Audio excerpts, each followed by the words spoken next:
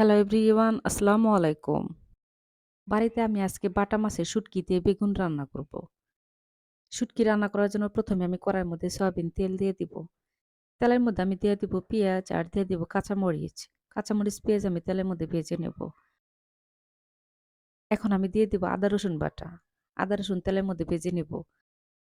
আমি বাহিরে চুলার মধ্যে রান্না করতেছি। চুলার ঝাল চলতেছে কিন্তু বাতাসে যেন বেশি পরিষ্কার দেখা যাচ্ছে না। বাহিরের বাতাসে ধোঁয়া উঠতেছে তার জন্য বেশি ক্লিয়ার দেখা যাচ্ছে না।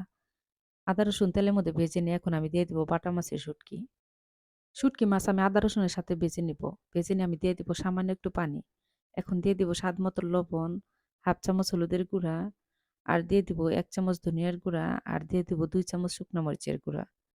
সব মসলা দিয়ে আমি একটু কষিয়ে নিব। কষিয়ে নিয়ে আমি দিয়ে দিব বেগুন। বেগুন আমি চিকন করে কেটে দেই নাই। বেগুন খাসি যেভাবে রান্না করে ঠিক ওইভাবে আমি বেগুন কেটে তারপরে রান্না করব আজকে বাটা মাছ দিয়ে। বেগুন আমি কষিয়ে নিয়ে দিয়ে দিব সামান্য একটু পানি।